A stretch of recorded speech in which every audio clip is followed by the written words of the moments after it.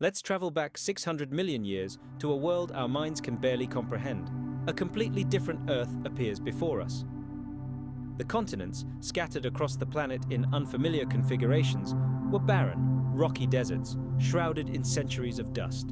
Imagine this landscape. Not a single blade of grass poking through the stone, not a single tree stretching its branches toward the sky. Not a single insect crawled across this dead land, not a single living soul walked. The wind reigned supreme over these boundless expanses, howling over the lifeless cliffs. Rains lashed the bare rocks, carving riverbeds and deep valleys destined to remain empty for millions of years.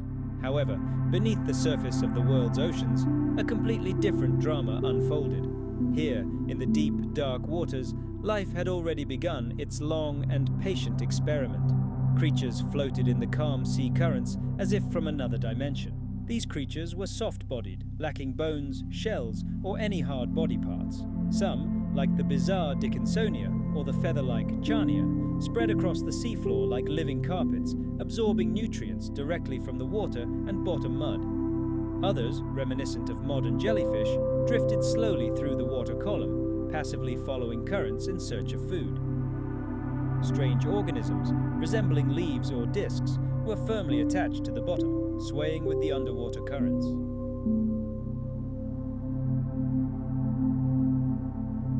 We were plunging into a world so primordial that our familiar roles of predator and prey were practically erased. Forget the familiar struggle for survival. There were no sharp teeth, no crushing jaws, no sturdy armor. Surviving in this world meant not fighting the environment, but existing in complete harmony with it. Meanwhile, the atmosphere above this ocean of life was slowly but inexorably transforming. It wasn't yet ready to accept complex organisms on land, but the process had already begun. Oxygen levels gradually rose, thanks to photosynthetic microorganisms, invisible workers that had been saturating the air with life-giving gas for over 1 billion years. Vast colonies of cyanobacteria produced so much oxygen that they altered the chemical balance of the entire planet, creating the potential for the emergence of more active and complex life forms. However, on land, the air remained hostile. The sun's deadly ultraviolet radiation, only partially protected by the developing ozone layer, mercilessly scorched the surface.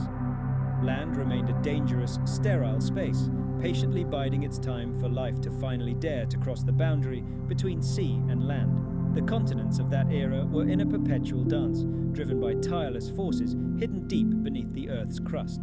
Volcanic activity was commonplace, with eruptions and lava flows constantly reshaping the planet. Mountain ranges rose to the sky, only to be eroded into dust by endless rains.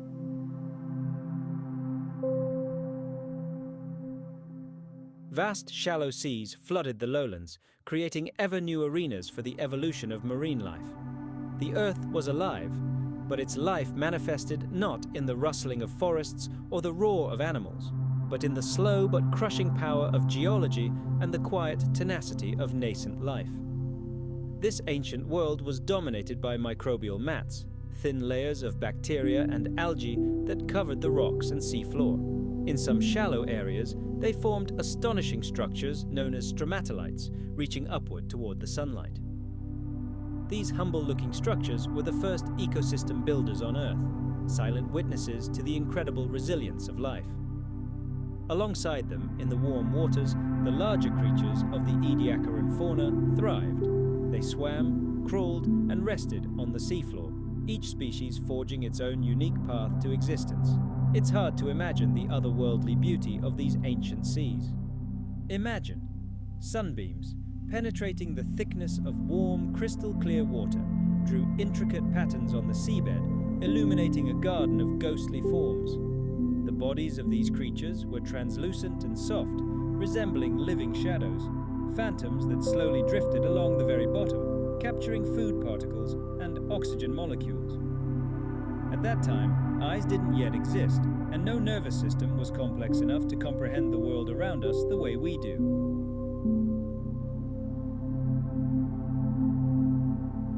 But life had already begun to actively shape its environment, exploring new niches and pushing the boundaries of what was possible. This era, known to paleontologists as the Ediacaran period, lasted for tens of millions of years. It was a time of silent innovation, the slow but inexorable creation of something entirely new. Unfortunately, history decreed that many of these amazing creatures became dead ends. Their unusual body designs vanished into oblivion, leaving no direct descendants. However, it is quite possible that they laid the invisible foundation for future animals, although the road to this was long and arduous. Evolution at that time was a chaotic process, a blind but brilliant creator experimenting with forms, sizes, and lifestyles, and most of these experiments ended in failure. The world of the Ediacaran was no serene paradise. Environmental catastrophes could strike at any moment, without warning. Ice ages followed one another, encasing much of the planet in gigantic glaciers, which then retreated, leaving behind a scarred landscape. Powerful volcanic eruptions spewed clouds of ash into the atmosphere, poisoning the seas and skies. But despite all these harsh trials, life stubbornly clung to existence. Each new threat gave rise to new adaptations, and each extinction merely cleared the stage for new species.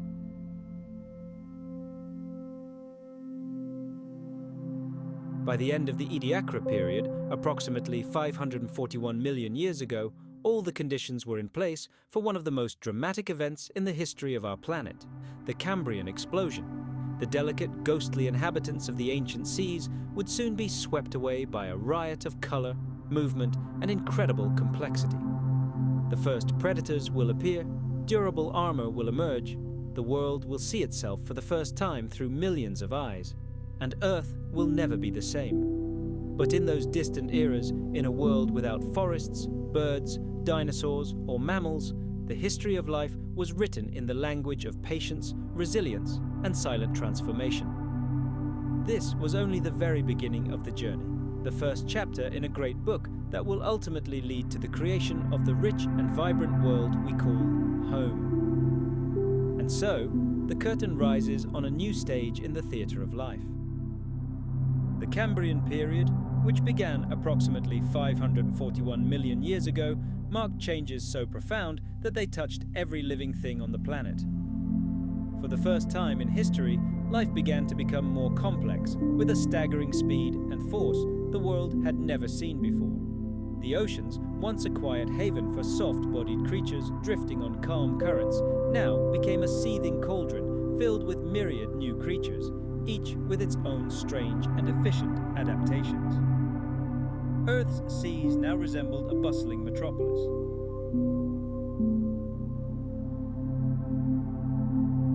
Armored and segmented trilobites, like miniature living tanks, scurried across the ocean floor. Their robust exoskeletons glinted in the sunlight, filtering through the water.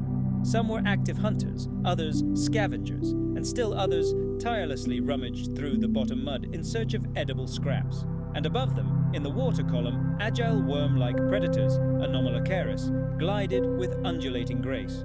Their flexible bodies, powerful grasping appendages designed for capturing prey, and large compound eyes, far more acute than anything that had existed before, made them a veritable nightmare of the Cambrian seas.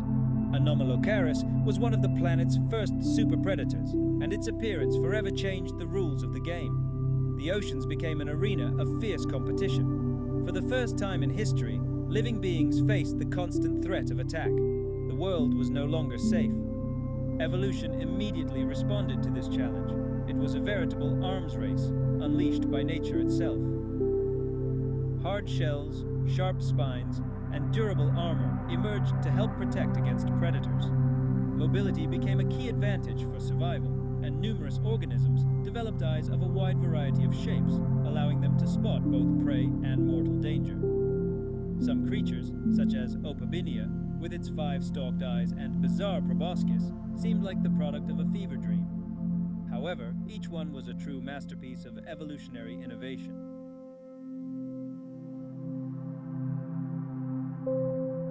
The first reefs, built from calcium carbonate by ancient sponges and other organisms, began to form on the shallow seafloor. The seafloor became home to countless burrowing creatures, herbivores, hunters, and scavengers. Organisms fought for territory, competed for food, and continually adapted to a world that had suddenly become more dangerous, dynamic, and dazzlingly diverse. This explosion of life, of course, didn't happen overnight. It evolved over millions of years, but in geological time, it was just the blink of an eye. The Cambrian fossil record is a testimony to a sudden and rapid explosion of life's diversity and complexity. It was during this period that the ancestors of nearly all the major animal groups that exist today arose. Arthropods, mollusks, annelids, echinoderms, and even early chordates. All of them trace their origins to the teeming Cambrian seas. The planet itself seemed to be pushing life forward. Oxygen levels continued to rise, reaching levels that supported larger, more active organisms. Shallow, warm seas covered vast tracts of the continents, creating an ideal, nutrient-rich environment for complex ecosystems to thrive. Tectonic activity reshaped the planet's geography, with continents slowly drifting, creating new coastlines, new habitats, and new opportunities for evolutionary experimentation. Among the most remarkable creatures that inhabited the Cambrian seas were the early chordates, our distant ancestors.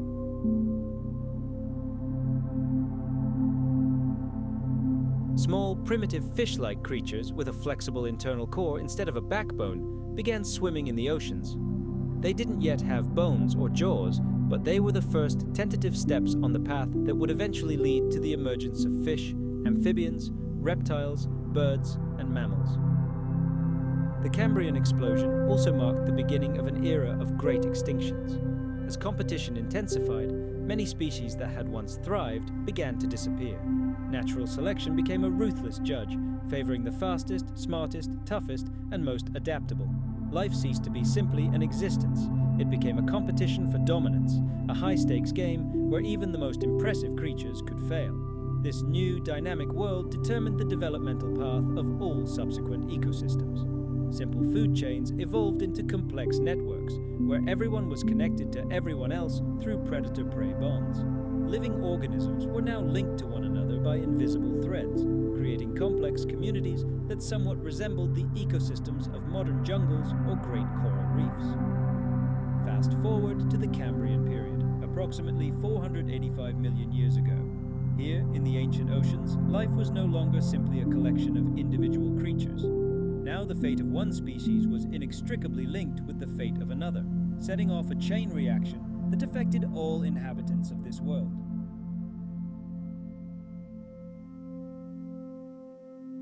If we could peer into the Cambrian seas, a truly hypnotic spectacle would unfold before us. Imagine this scene, the seafloor, painted in every shade of the rainbow thanks to colonies of sponges resembling exotic flowers. The silt is covered with a network of tracks and burrows. Worms have crawled here, and mysterious three-legged creatures have left their imprints here. And above it all, jellyfish-like creatures pulsate in the water column like living lanterns. But not all is serene. In the depths, the apex predator of that era, Anomalocaris, patrols its territory. Its movements are smooth and graceful, but this grace conceals a deadly threat that chills the blood. It was a world at once incredibly alien to us, yet vaguely familiar. It was here, in these ancient waters, that the first fundamental laws of survival were written. As the Cambrian epoch drew to a close, many of the great actors in this primordial drama had either left the stage forever or had transformed themselves, giving rise to new forms of life. The stage was set for the next act, for even greater complexity, for new conquests, and, of course, for new, even more terrible tragedies. Life had taken its first truly gigantic leap forward. It had announced itself to the entire planet, but its incredible journey was only just beginning. In the boundless expanses of the ancient ocean, among the silent Cambrian rocks, the seeds of future empires were sown.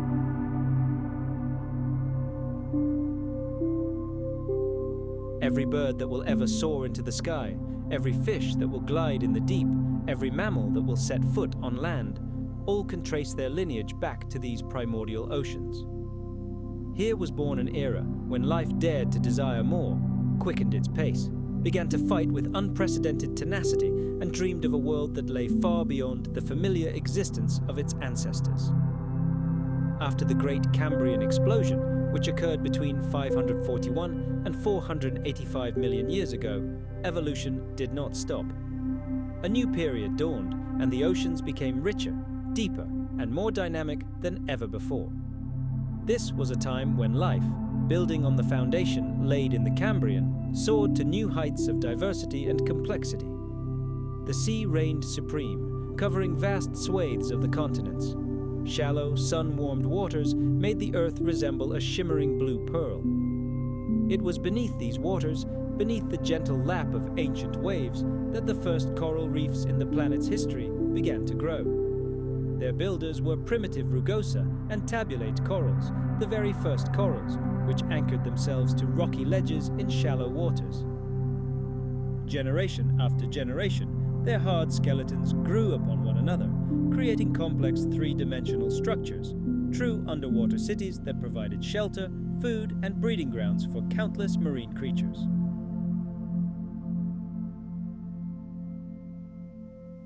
Of course, these early reefs were far more modest than modern giants like the Great Barrier Reef, but they marked a crucial step forward. For the first time in history, ecosystems acquired a consistent, complex architecture. Brachiopods, mollusks, trilobites, and sea lilies, crinoids, flourished in the labyrinthine coral castles.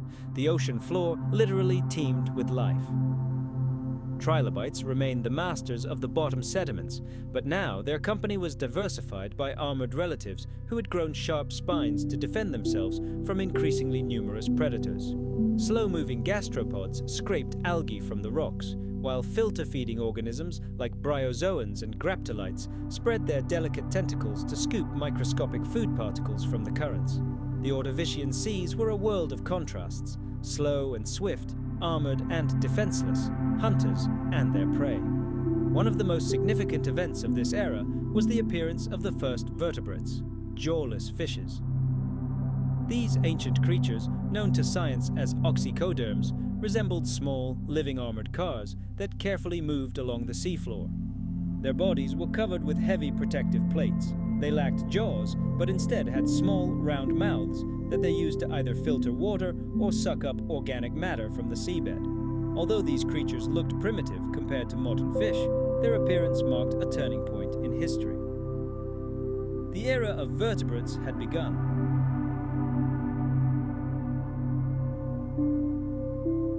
But fish weren't the only ones to terrorize the ancient seas.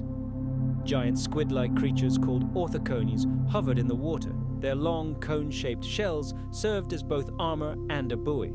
Some grew several meters in length, making them the largest animals on the planet at the time. Armed with powerful tentacles and keen eyesight, they hunted trilobites, mollusks, and the first fish, casting ominous shadows across the underwater landscape. Meanwhile, evolution continued its experiments.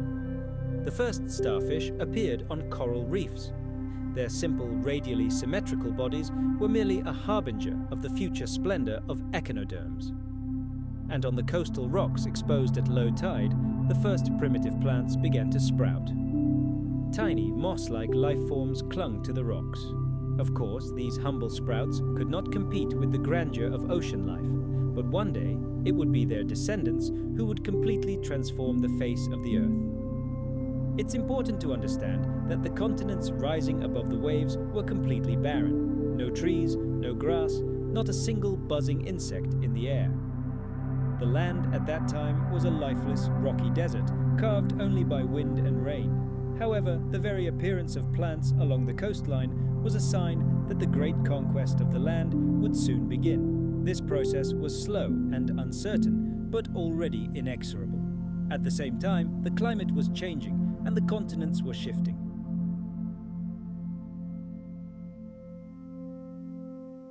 Powerful tectonic forces continued to reshape the planet's map, colliding land masses and creating new oceans. Volcanoes emitted gases into the atmosphere, affecting the weather and water chemistry. These changes created new opportunities for life, but they also paved the way for the first of the great catastrophes. Toward the end of this period, the planet suddenly plunged into the grip of a brutal ice age.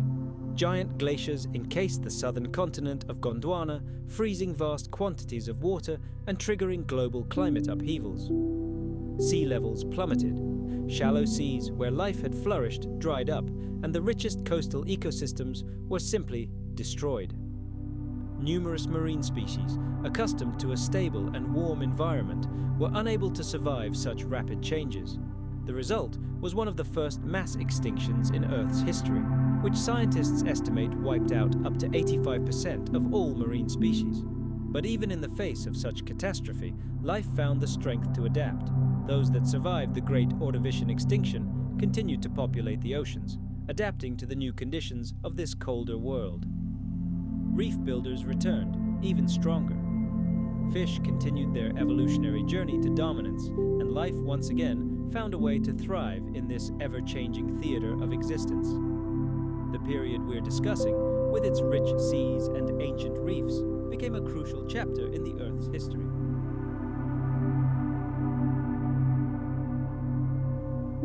It was a time when ecosystems became complex and interconnected, when vertebrates began their long climb to the top, and when the first tentative steps toward colonizing land were taken. It was a world of vibrant colors and intricate patterns, a world of triumphs and tragedies, great beginnings and crushing endings. The foundation laid in those distant times would shape the course of evolution for millions of years to come. Following the devastating mass extinction that ended the Ordovician period approximately 443 million years ago, Earth entered an era of renewal. The Silurian period began, and life seized the opportunity to recover, diversify, and explore entirely new horizons. It was a time of rebirth and quiet revolution, as living creatures, both large and small, began to explore previously unimagined spaces. The seas once again bustled with activity, transforming into bustling underwater cities. Trilobites, though less diverse, still crawled along the seafloor, while brachiopods and crinoids swayed gracefully in the gentle currents. New forms of mollusks also appeared, some with tightly coiled shells, perfectly adapted to the changing conditions. However, the event that truly defined the Silurian was the emergence of jawed fishes. Armored jawless fishes like ostriches still roamed the seas, but they now had to share their domain with the first predators capable of biting, grasping, and tearing prey apart.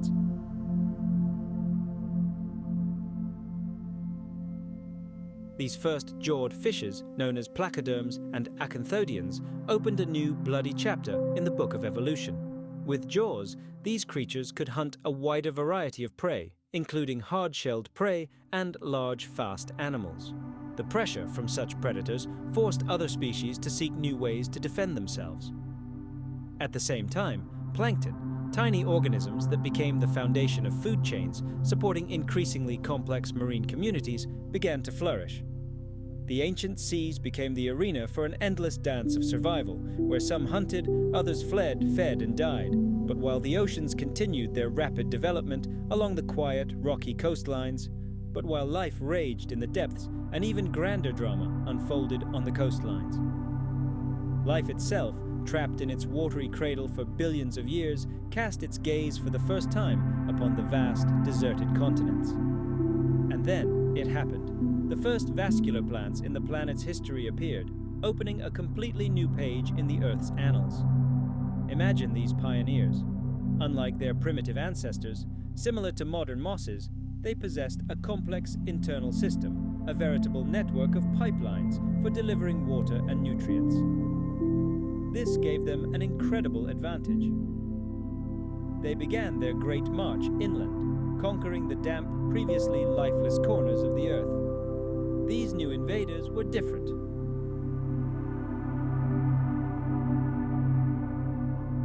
They could grow taller, their stems were stronger, and their ability to spread was astonishing. With each passing day, with each passing generation, they expanded further from the water's safety, their roots reshaping the landscape, creating new coastal contours, and even influencing the formation of rocks. Meanwhile, the ocean floor was in turmoil.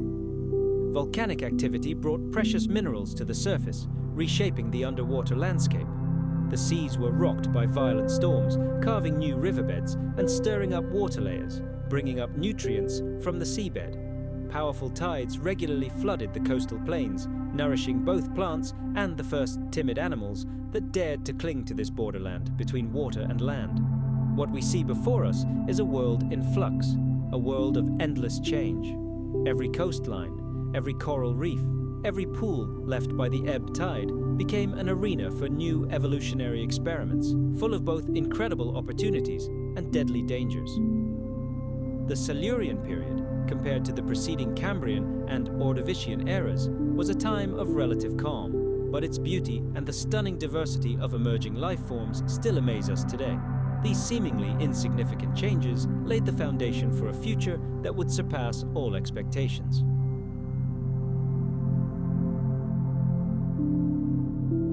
They were the preparation for the great greening of the Earth, the emergence of the first animals onto land, and the honing of the deadly hunting strategies that would shape life for hundreds of millions of years. It was as if nature were conducting a grand experiment, laying the foundation for the complex ecosystems of the future.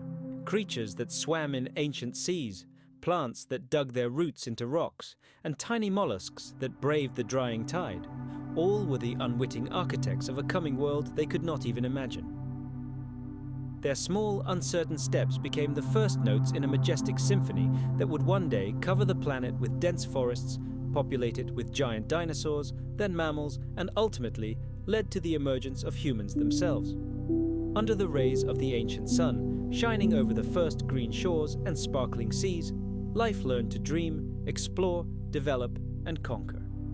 It was a time of the world's rebirth, when the first fragile shoots of the modern biosphere broke through the dead rock of ancient Earth. This chapter in the planet's history witnessed a veritable explosion of aquatic life, giving rise to flora and fauna unlike anything seen before. However, the most monumental upheaval of the Devonian period did not unfold in the ocean depths. It quietly unfolded along the winding banks of rivers, lakes, and in the marshy lowlands. It was here, above the surface, that the first true forests in history began to rise.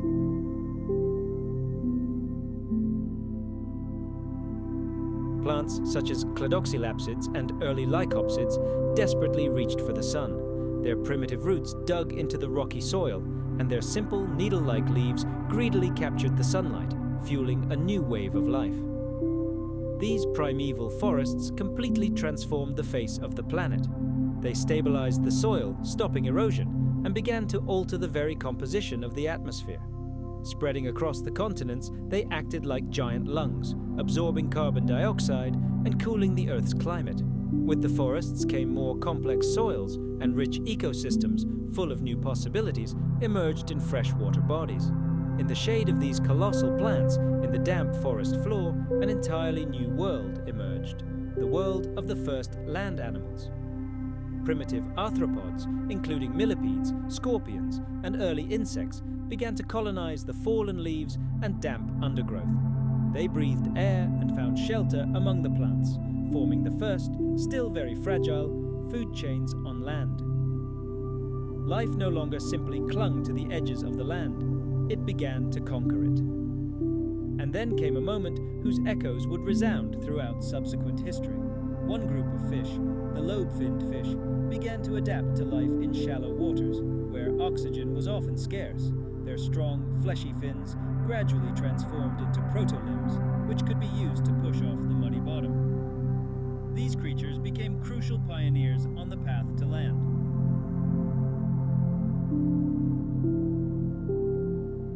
Their primitive lungs, working in tandem with their gills, allowed them to take a life-saving gulp of air just above the surface of the water, opening the way to an entirely new world. Of course, these early explorers, like the famous Tiktaalik, weren't yet ready for a full-fledged life on land. Their journey was slow, uncertain, and fraught with danger. Water was still their home, providing support, protection, and food, while dry land posed the deadly threat of desiccation. However, the advantages were too great to ignore. There was untouched plant food, shallow pools provided excellent refuge from giant aquatic predators, and most importantly, there was virtually no competition. This was a new continent awaiting its conqueror. The Devonian world, though teeming with life, was no paradise. Toward the end of this period, the planet was rocked by a series of catastrophic extinctions, comparable in scale to those that ended the Silurian period approximately 419 million years ago. Numerous marine species were wiped off the face of the Earth. The causes of this tragedy were complex: abrupt climate change, depleted oxygen levels in the oceans, and possibly massive volcanic activity. Majestic reef systems, veritable underwater cities, lay deserted and crumbled. But even amid this chaos and destruction, evolution continued unabated. The species that managed to survive already carried within them the seeds of future great transformations.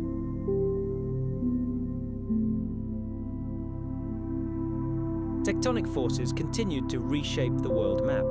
The vast supercontinent of Euramerica formed near the equator, while the giant Gondwana occupied the southern hemisphere. Mountain ranges rose skyward, only to be eroded away, and ancient rivers carried rock fragments into newly forming seas.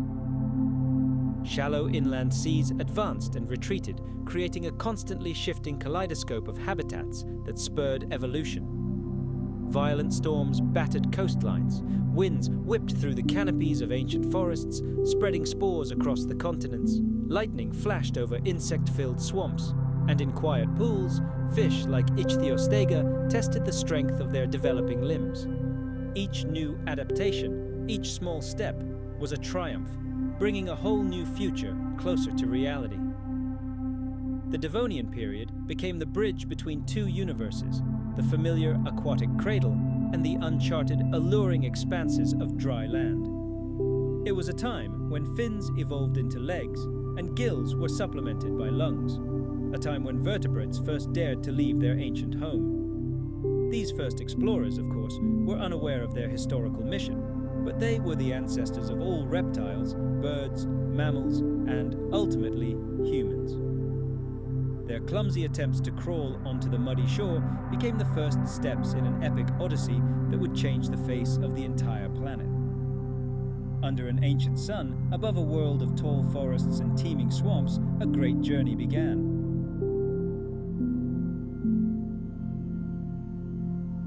Life in the seas was also not standing still at this time. It was rapidly evolving, giving rise to ever new forms. The Devonian period became the most striking proof of the indomitable power of evolution, its drive to fill every ecological niche, to survive against all odds. It was a time of bold experiments, breathtaking triumphs, and crushing defeats. A chapter in Earth's history that laid the foundations for the complex and diverse world we know today. In the silent shadows of ancient forests, where bizarre insects already crawled, the first amphibians appeared. Thus began the true history of the conquest of land. The Carboniferous period, or Carboniferous, ushered in a new, unique chapter in Earth's history. The continents were awash in verdant vegetation. Dense, sprawling forests covered every equatorial lowland. Giant ferns and other spore-bearing plants dominated the landscape, creating a humid, shadowy world beneath an atmosphere oversaturated with oxygen. It was a world of true giants. In the dense, oxygen-rich air, insects and arthropods reached unimaginable sizes. Imagine dragonflies with wingspans like those of a modern eagle, soaring above the forest floor. Their translucent wings shimmered in the sun, creating a fantastical spectacle. And across the damp forest floor, among rotting tree trunks, centipedes the size of small cars moved leisurely, feeding on plant debris.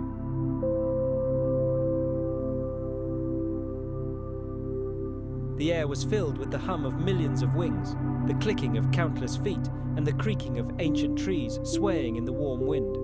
Beneath this green canopy lay boundless swamps, occupying vast territories. The water was covered with a carpet of floating vegetation, and beneath it, the decaying remains of countless generations of forest giants accumulated. Layer after layer of dead plants accumulated, compressed under their own weight. In this way, nature created the colossal coal deposits that humanity would discover and begin burning hundreds of millions of years later. This is precisely why this period received its name, the Carboniferous period. And the coal seams themselves became a monument to the incredible riot of life that reigned here.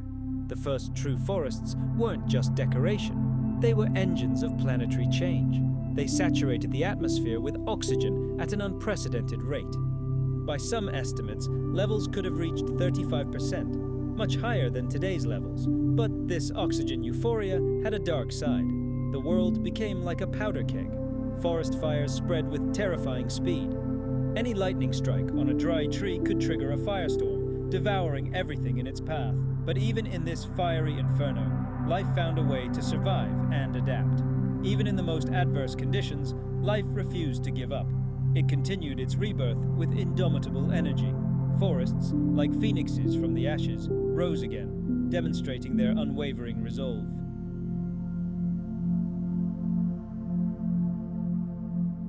And deep in the shadows of these ancient jungles, vertebrates once again found a home. Here, in the perpetual moisture and semi-darkness, amphibians flourished, direct descendants of those brave pioneers like the famous Tiktaalik, who were the first to venture onto dry land. Now their descendants took on a wide variety of bizarre forms. Among them were tiny creatures resembling modern frogs, as well as true river monsters, giant predators resembling salamanders, some of which grew up to 2 meters in length. These monsters lurked silently in the murky pools, ready at any moment to make a deadly leap at any unwary prey that strayed too close to the water. But this was only one of the many evolutionary marvels of that time. It was during this era that the first true reptiles emerged onto the scene, animals that were finally able to break the shackles that had bound amphibians to bodies of water. Unlike their ancestors, these new creatures no longer required water to reproduce. They laid eggs directly on dry land, and their strong, leathery shells reliably protected their developing offspring from deadly desiccation. It was a truly revolutionary invention of nature, one that forever changed the fate of vertebrates on our planet. Clad in armor made of dry, waterproof scales, the reptiles began their great march into the interior of the continents, conquering dense forests and arid plains, worlds where amphibians with their sensitive skin were forbidden to enter.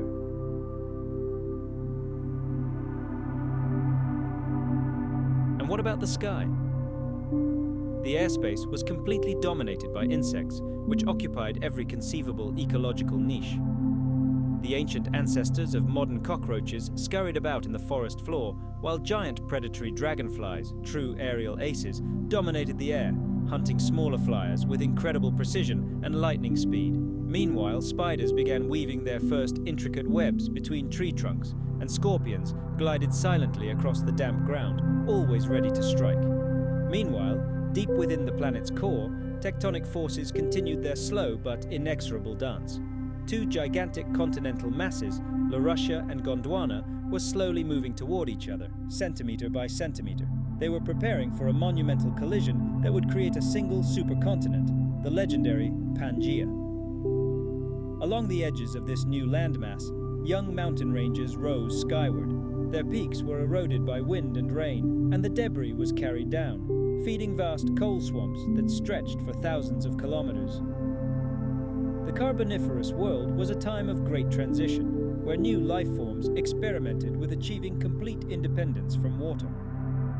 Vast forests dramatically altered the chemical composition of the atmosphere, and insects, thanks to the incredibly high oxygen content in the air, reached truly monstrous sizes. However, like any other golden age, the Carboniferous could not last forever.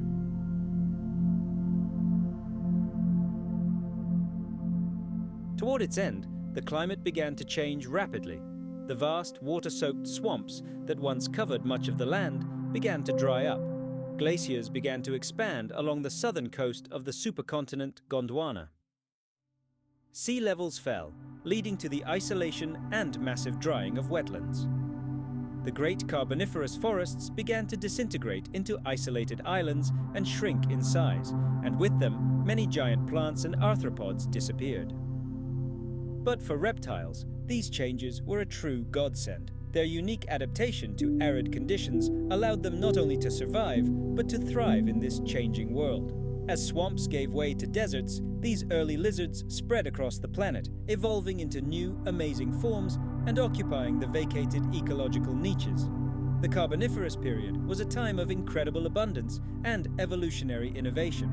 The land was covered in a dense green carpet, and the very air literally teemed with life. It was a world where dragonflies the size of hawks soared above endless forests, where giant amphibians ruled rivers and lakes, and where the first reptiles quietly prepared for their own era, which was just around the corner. beneath heavy, oxygen-rich skies, amid endless emerald landscapes, life thrived, evolving and reaching toward an unknown but hopeful future.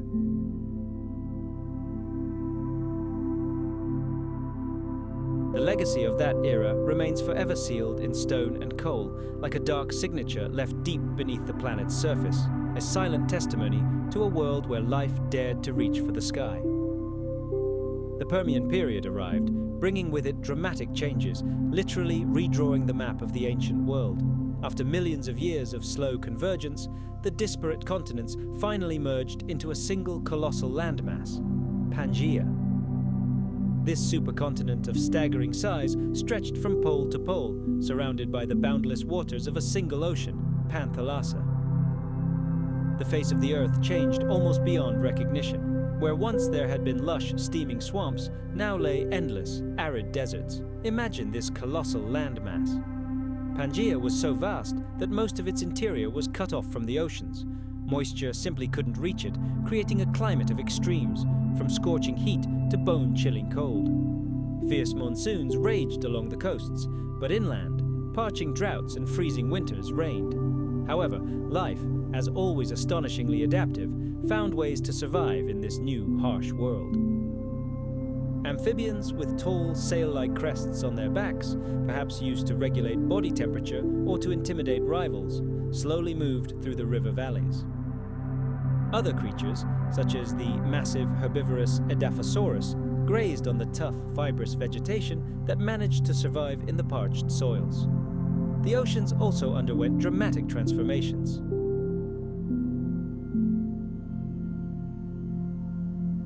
Life teemed in the warm, shallow seas. Ammonites, brachiopods, trilobites, and coral reefs thrived in these fertile waters. Ancient sharks and placoderms patrolled the coastal zones, hunting in the rich ecosystems off the coast of Pangaea. Across the vast expanses of the supercontinent itself, evolutionary experiments were gaining momentum. Herds of Spinosaurus, large herbivores clad in bony armor to protect themselves from predators, roamed the deserts. And at the top of the food chain were truly strange and terrifying beasts, such as the Gorgonopsidae, saber-toothed predators with long fangs and powerful jaws. Life on land was becoming increasingly complex and diverse, but ominous changes were already brewing beneath the Earth's surface. The climate became increasingly unstable, and gigantic fissures began to form in the Earth's crust, spewing lava flows, particularly in what is now Siberia. This marked the beginning of the formation of the Siberian Traps, one of the largest volcanic provinces in the history of our planet. Streams of molten rock spread over millions of square kilometers, releasing colossal amounts of carbon dioxide and methane into the atmosphere. The sky darkened with ash, and acid rain fell upon the land, scorching all life. The oceans became increasingly acidic, and their oxygen levels plummeted. Ecosystems around the world began to collapse under the pressure of these unbearable conditions. And then, approximately 252 million years ago, catastrophe struck.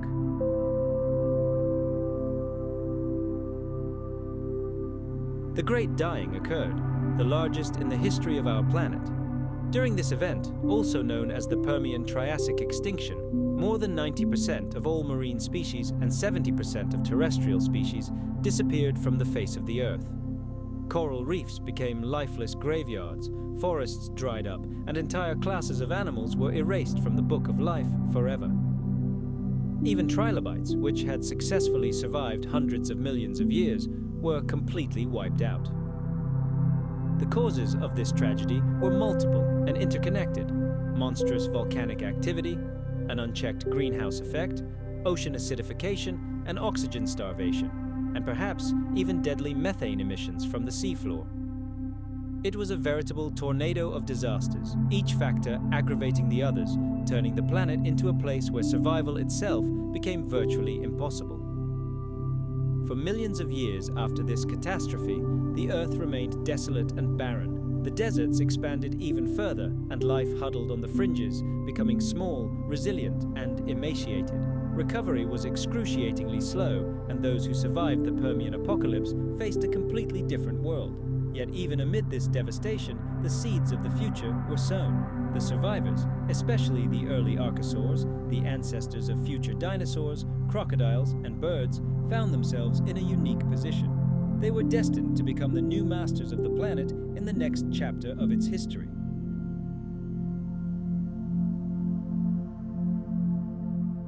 The Permian was a time of extremes, a time of unity and total destruction. The Carboniferous and Permian periods witnessed both the incredible flowering of ancient life and its near extinction.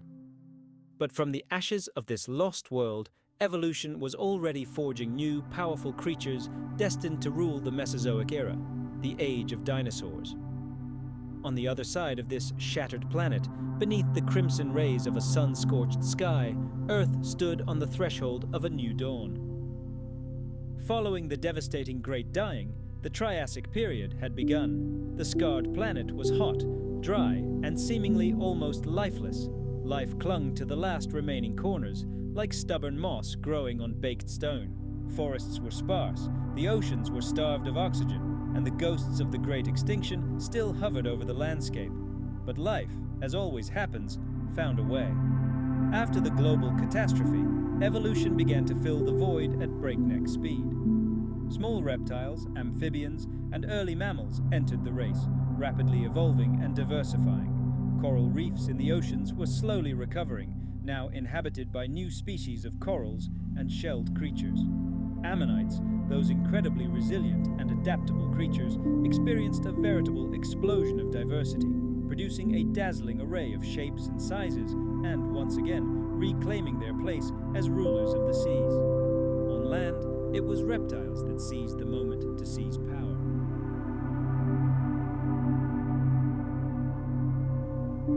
The harsh conditions of the early Triassic favored those who could conserve water and withstand extreme temperatures.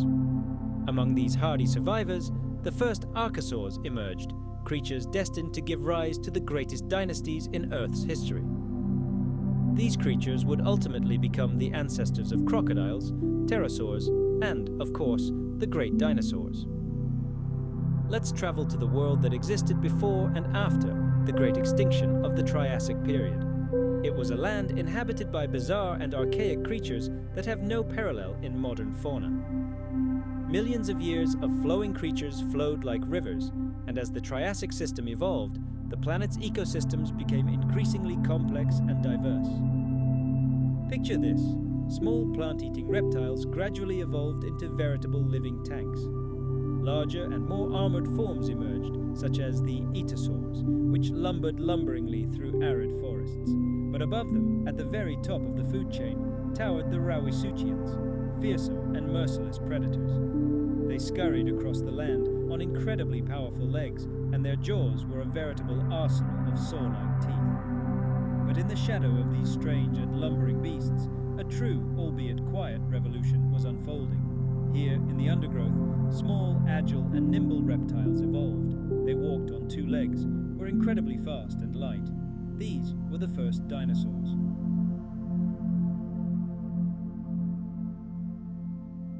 Their evolutionary journey began with very small creatures like Eoraptor and Herrerasaurus. They prowled the earth like shadows, hunting insects and any small creatures that crossed their path. Their secret weapons were lightweight skeletons and an incredibly efficient respiratory system. In the hot, oxygen-poor world of the Triassic, this gave them a colossal advantage. They could run faster, remain active for much longer, and adapt to a wide variety of conditions, something their heavier, more cumbersome contemporaries could not do. A new era had dawned, an age of restoration and rebirth, when the world was literally forged in the fires of great cataclysms. The jaws of predators were now lined with razor-sharp teeth, and their senses were perfectly attuned to detecting the slightest movement in the dense undergrowth.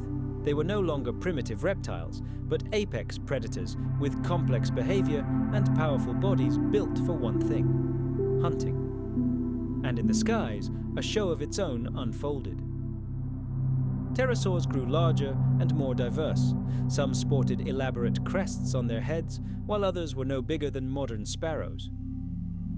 Species like Rhamphorhynchus had long tails ending in a stiff, diamond-shaped rudder. They soared over coastal cliffs and inland lakes, diving swiftly for fish or scavenging carrion on deserted beaches. It was during this time that the first true birds emerged.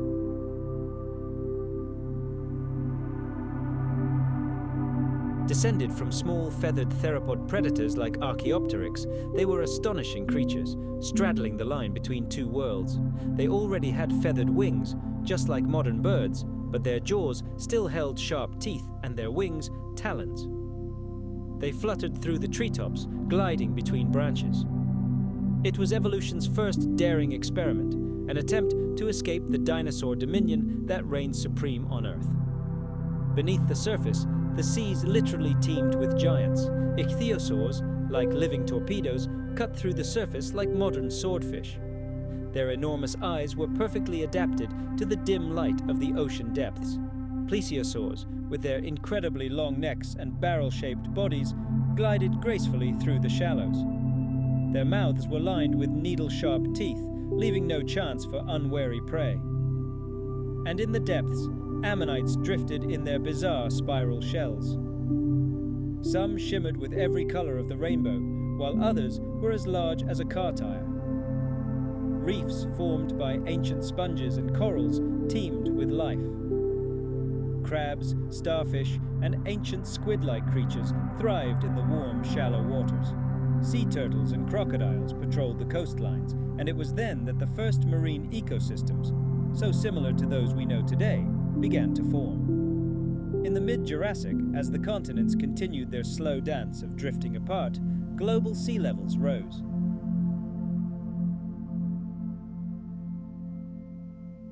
The climate became even wetter, and many regions became swampy lowlands and shallow inland seas. Tropical forests stretched from pole to pole. In this verdant green world, dinosaur diversity peaked, and ecosystems became incredibly complex. Each dinosaur species played a unique role in this gigantic theater of life. Some, like living lawnmowers, grazed on low-growing ferns, while others, the giants of the Jurassic period, browsed the treetops inaccessible to others. Some were scavengers, others specialized in burrowing, or even developed the ability to glide from tree to tree. The dinosaur evolutionary tree branched into hundreds of new branches, each leading to the emergence of ever more astonishing and specialized forms. By the end of the Jurassic, giants reigned supreme. Brachiosaurus towered above the treetops like a living mountain. Its nostrils were positioned high on its head, allowing it to inhale warm, moist air as it scanned the treetops where no other creature could reach. It walked with its forelimbs, which were longer than its hind limbs, giving it a unique stooped stance, reminiscent of the giraffe of prehistory. Apex predators, like Allosaurus, were the perfect killing machines. Capable of long leaps and lightning-fast attacks, they made formidable opponents. Even the largest dinosaurs faced these fearsome hunters, who stalked and attacked young, old, and weakened individuals with astonishing precision.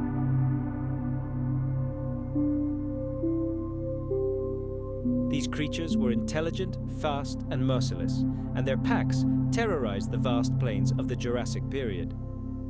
New revolutionary features began to appear among smaller theropods: feathers, hollow bones, and a bird-like pelvic structure. These small creatures, still living on the ground, became more flexible, intelligent, and adaptable. Their lineage already held the promise of future avian greatness, but in the Jurassic, they were agile hunters, deftly moving between giant ferns and fallen trees. As the end of the Jurassic approached, volcanic activity on the planet intensified. Continents continued to drift, and sea levels alternately rose and fell. The climate changed, and some traditional habitats began to disappear. However, dinosaurs remained incredibly resilient, evolving with each new challenge. The Jurassic was truly a golden age for these amazing creatures. The world of dinosaurs was a world of titans and hunters, filled with steaming forests and deep blue seas. It was a time of innovation, expansion, and absolute dominance. Never before had a single group of animals so completely dominated the land, air, and ocean. From the misty valleys of ancient Pangaea to the rocky shores of new continents, the planet was teeming with dinosaurs. They were the masters of a vibrant, life-rich planet, and even greater giants awaited them. The Cretaceous period marked the final stage, the final act in the grand drama of the age of dinosaurs.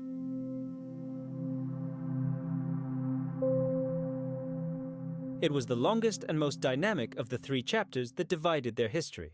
It all began with a sharp rise in air and sea temperatures, leading to a rapid expansion of life across the globe.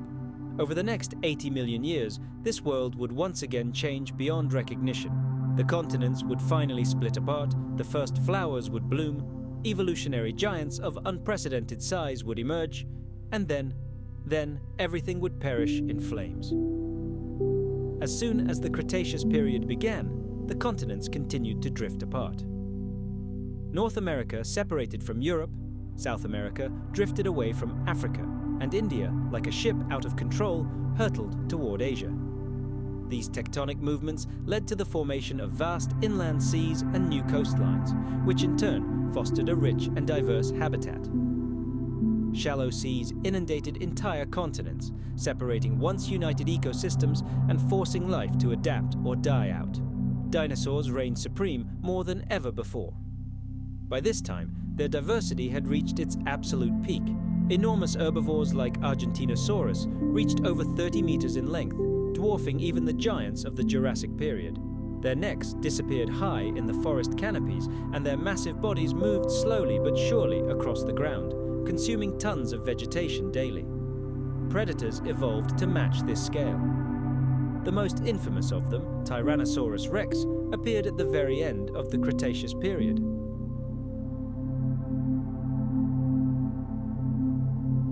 Its skull was like a sledgehammer, designed for crushing bones. Dagger-sharp teeth and powerful jaw muscles allowed it to easily bite through thick hide and crush bone with each bite. Despite its impressive size, it was an incredibly fast and intelligent predator, matched by few. However, Tyrannosaurus rex wasn't the only dangerous inhabitant of the Cretaceous. Other creatures roamed the world that could rival it for the title of most fearsome predator. In Africa, for example, Spinosaurus aegyptiacus, an animal resembling a giant crocodile, dominated. It was longer than Tyrannosaurus rex and sported a huge sail on its back, which may have helped it hunt fish in swamps and river deltas. Spinosaurus used its powerful forelimbs and sharp claws to snatch prey from murky waters. But large predators weren't the only creatures that inhabited the Cretaceous world. Theropods, smaller and more agile creatures, were everywhere. Velociraptors, for example, were much smaller than they're depicted in movies. But their cunning and ability to hunt in packs, using their sickle-shaped claws with surgical precision and their keen intellect, left their prey no chance. Dromaeosaurs, close relatives of velociraptors, exhibited complex social behavior and often sported feathers, suggesting their close evolutionary relationship with birds. By this time, birds had already evolved a long way from their ancient ancestors. Creatures like Hesperornis inhabited the seas of the Cretaceous period.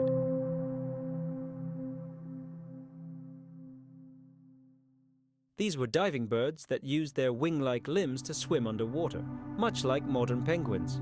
Enantiornithes, the most common group of birds of the time, fluttered through the forests, sharing the skies with enormous pterosaurs. Some of these, like Quetzalcoatlus, reached incredible sizes. Their wingspans exceeded 10 meters, and standing on the ground, they were as tall as a giraffe.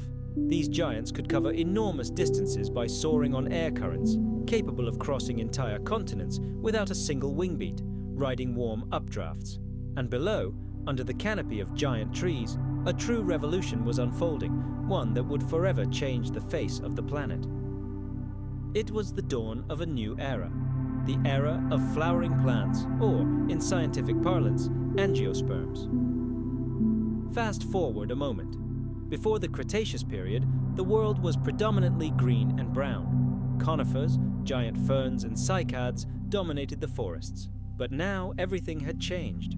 Imagine, previously lifeless landscapes suddenly exploded in a kaleidoscope of color. Vibrant carpets of flowers spread across the land. This evolutionary breakthrough became the catalyst for a true restructuring of entire ecosystems. New plants attracted entire armies of new insects. The first bees, ants, and butterflies appeared. A great evolutionary dance between plants and their pollinators began, laying the foundation for the complex ecological relationships we see in nature today.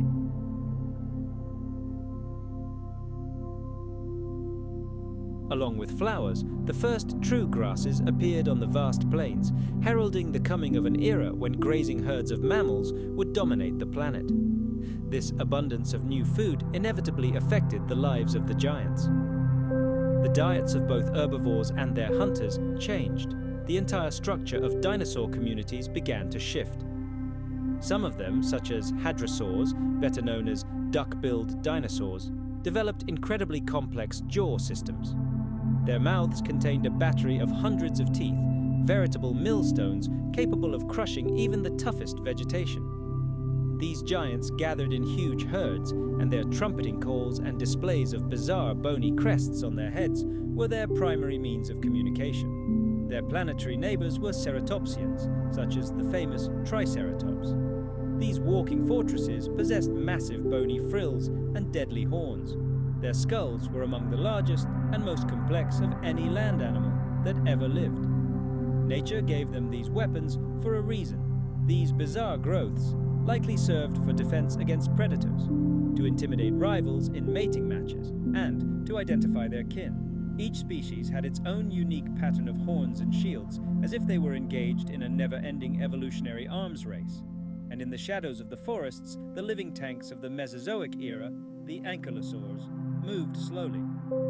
Clad from head to tail in indestructible bone armor, these squat giants patrolled their territories.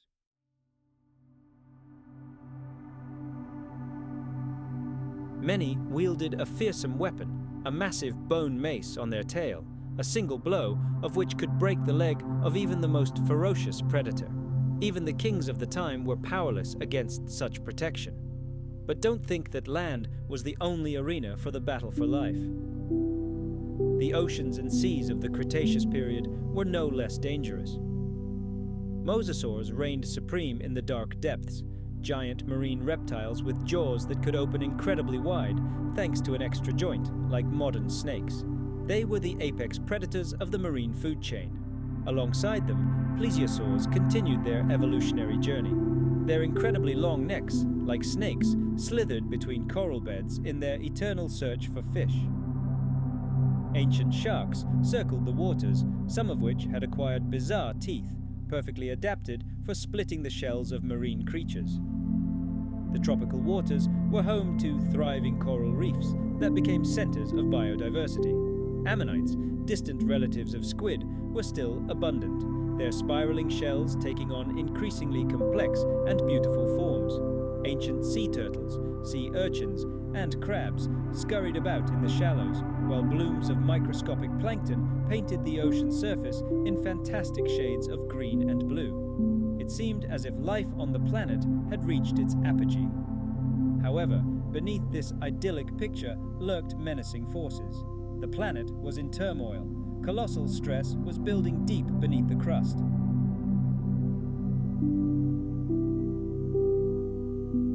The breakup of the ancient supercontinent Pangaea was accompanied by monstrous volcanic activity.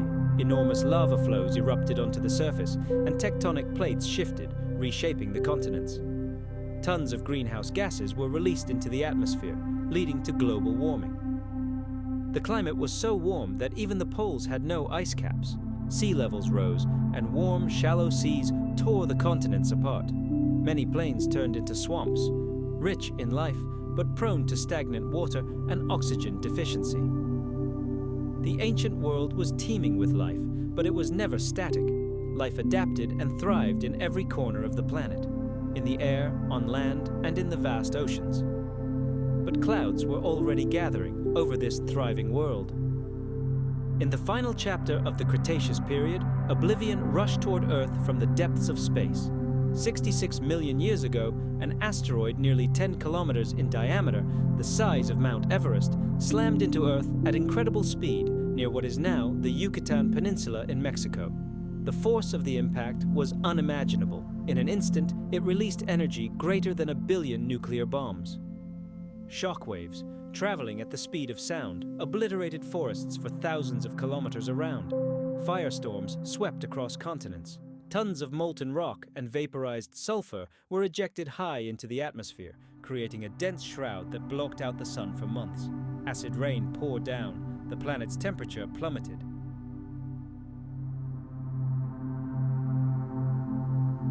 Photosynthesis stopped and food chains collapsed. The age of dinosaurs, which lasted over 150 million years, came to a brutal and abrupt end. But even in their disappearance, they left behind a great legacy. Their direct descendants, birds, were among the few to survive this apocalypse. From the ashes of the Cretaceous period, new life forms arose, but the world was never the same. The Cretaceous period was a remarkable time when evolution seemed to have reached its peak. It was a world filled with color, diversity, and grandeur, and its sudden, tragic end became one of the most pivotal moments in the history of life on our planet. 66 million years ago, the age of dinosaurs ended, not through a slow decline, but through a monstrous planetary cataclysm. Imagine the final moments of this world. It was filled with sounds and colors. Herds of giant dinosaurs grazed in dense forests. Colossal marine reptiles ruled the seas, and pterosaurs soared in the sunlit skies. Flowering plants graced every continent, and myriads of insects buzzed in their petals. Life had conquered every corner of the earth. But all of this was destined to disappear. High above the atmosphere, a space wanderer raced, a 10-kilometer-wide asteroid traveling at over 60,000 kilometers per hour. It had been traveling through the icy void of space for millions of years. Its final destination, a shallow sea off the coast of Mexico.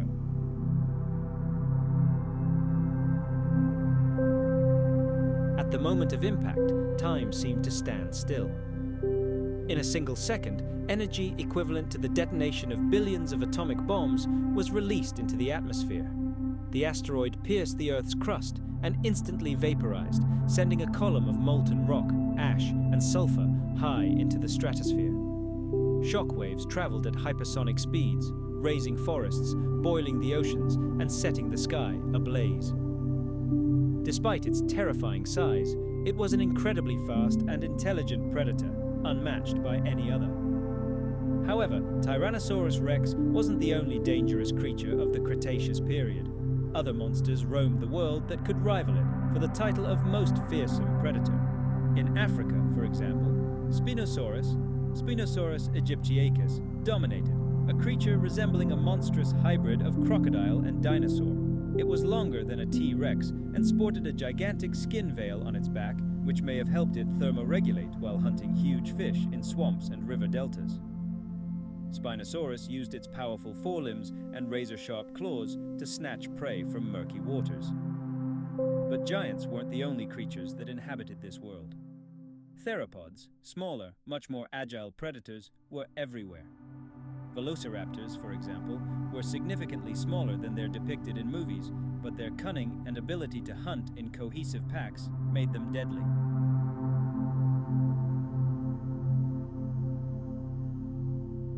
Using their keen intellect and the deadly sickle-shaped claw on each foot, they could take down prey much larger than themselves.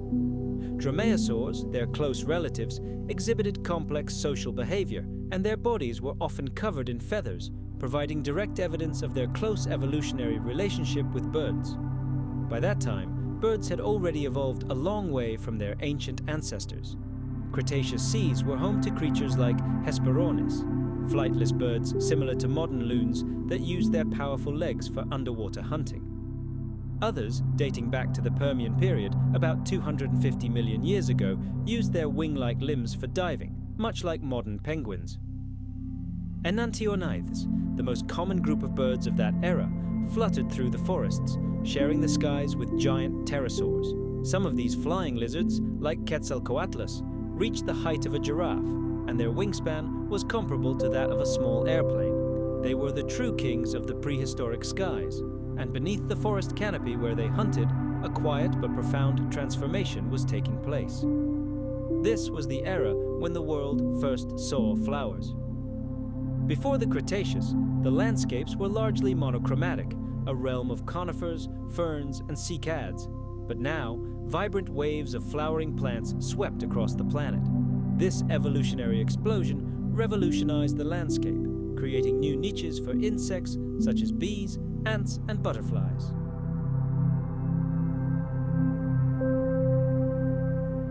A great partnership between plants and pollinators began, laying the foundations of modern ecosystems.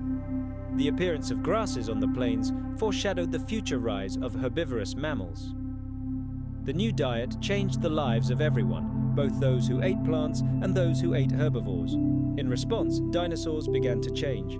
Duck-billed hadrosaurs developed complex dental batteries for grinding tough food and roamed in vast herds, filling the landscape with their trumpeting cries. Horned ceratopsians, like Triceratops, grew gigantic frills and horns, both for protection and to demonstrate their status. Each lineage sported a unique pattern, as if engaging in an arms race for the most impressive ornamentation. And on the ground, impregnable fortresses on legs, the ankylosaurs, moved. Their bodies were covered in solid armor of bony plates, and their tails were crowned with a heavy club, capable of crushing the bones of any predator that dared to attack.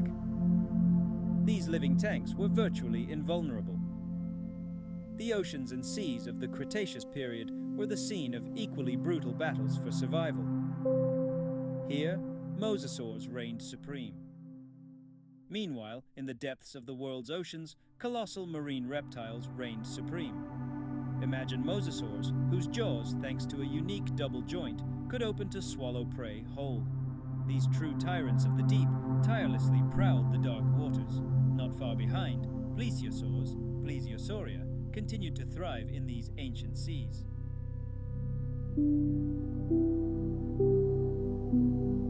Their incredibly long serpentine necks gracefully twisted among the thickets of coral reefs, searching for unsuspecting fish. Other predators swirled beneath the water, ancient sharks. Evolution had transformed some of them into new, even more deadly creatures, arming them with bizarre, serrated teeth, perfectly adapted for tearing apart even the toughest skinned prey. The planet's tropical waters were home to the richest coral reefs, which in turn became a cradle for countless life forms. Ammonites, those eternal wanderers of prehistoric seas, remained abundant, their spiraling shells taking on new, sometimes completely fantastical shapes. Ancient sea turtles, sea urchins, and nimble crabs scurried through the sunlit shallows, while massive plankton blooms painted the ocean surface in vibrant shades of emerald green and azure blue. Life in the Cretaceous period reached its apogee, its heyday. However, this idyll was deceptive. The planet was not tranquil. Deep beneath its surface, in its molten core, titanic volcanic forces were building.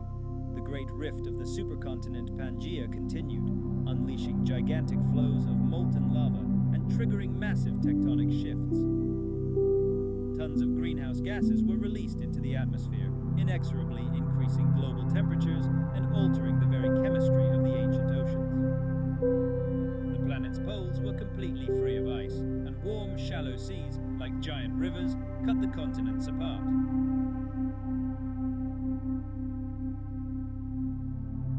Many regions turned into endless swamps, rich in nutrients, yet suffering from stagnant water and a severe lack of oxygen. Our ancient lands literally teemed with life, but the world remained in constant flux, dynamic and unpredictable. Life found a way to thrive in every corner of the planet, even the harshest, in the bottomless skies, on dry land, and in the ocean depths. And yet, in the final chapter of this great era, the ominous shadow of impending catastrophe loomed over the world. 66 million years ago, an asteroid emerged from the blackness of space. A rocky wanderer, nearly 10 kilometers in diameter, it slammed into Earth at monstrous speed in what we now know as the Yucatan Peninsula in Mexico. The force of the impact was unimaginable. It released energy greater than that of 1 billion nuclear bombs detonated simultaneously. Shock waves, traveling faster than the speed of sound, obliterated forests for hundreds of kilometers around and firestorms like hellfire engulfed every continent. Molten rock and vaporized sulfur were thrown high into the atmosphere, completely blocking the sky from sunlight. Acid rain poured down on the planet. Global temperatures plummeted and entire food chains, millions of years in the making, were destroyed in an instant. The age of dinosaurs, the era of the rulers of our planet that lasted for over 150 million years, came to its sudden and horrific end.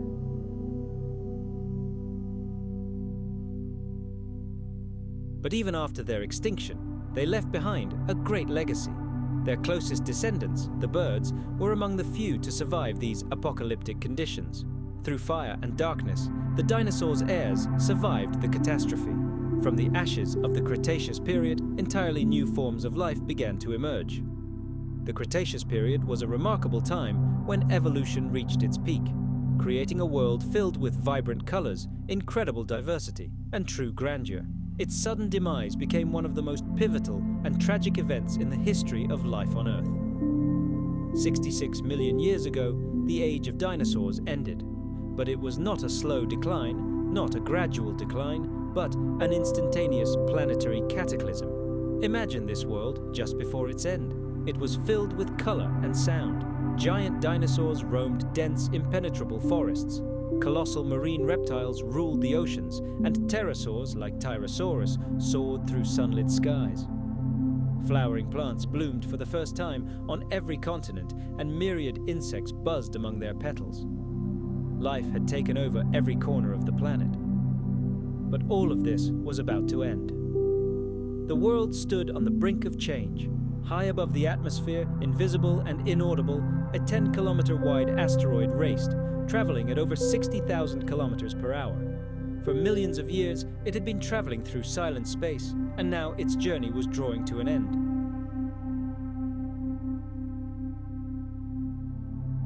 Its destination was the shallow sea off the coast of the Yucatan Peninsula.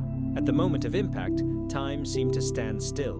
In one deafening second, energy equal to the explosion of billions of atomic bombs was released into the atmosphere.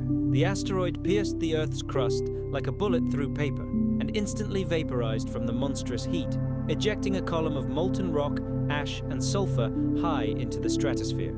Hypersonic shock waves swept across the planet, destroying forests, boiling the oceans, and setting the sky ablaze. Life would never be the same, but it was no less magnificent. Over the next 66 million years, the mammals that survived the catastrophe began to evolve into forms no one could have imagined. Elephants with flexible trunks, bats with leathery wings, cats with retractable claws, and finally humans, creatures with minds capable of peering into the depths of time. They walked the same ground that once shook beneath the feet of dinosaurs. They breathed air scented with the plants that first appeared in the shadows of the giants of the Jurassic and Cretaceous periods. They gazed at the same stars that once shone in the night sky above the Mesozoic Earth. Deep beneath their feet, in layers of sedimentary rock, history itself lay. There lay the imprints of ancient leaves, the fossilized footprints of vanished reptiles, and the bones of creatures that once ruled this world and then fell. The Earth preserved these memories.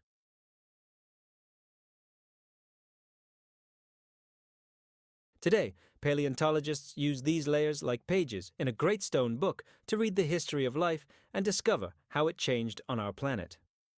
They analyze isotopes. They search for clues etched in the stone itself. Each new discovery takes us back to that Mesozoic world, brimming with secrets and mysteries. It was a time when continents shifted like giant puzzle pieces, when reptiles reigned with incredible diversity, and when a great catastrophe reset everything, ushering in a new chapter. The legacy of the Mesozoic is more than just stories of creatures that lived and passed away.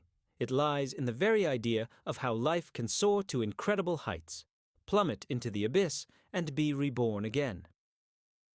This era teaches us that no dominance is permanent, that survival requires constant adaptation, and that even in the face of total extinction, life always finds a way to continue.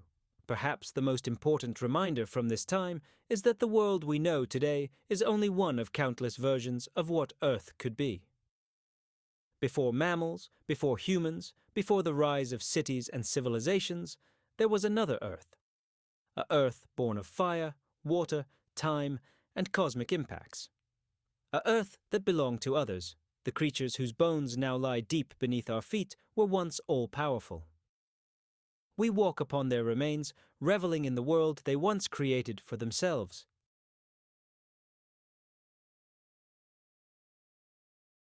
The age of dinosaurs may have come to an end, but their story lives on, in fossils, in scientific discoveries, and in every heart that leaps with awe at the sight of these ancient rulers of the planet.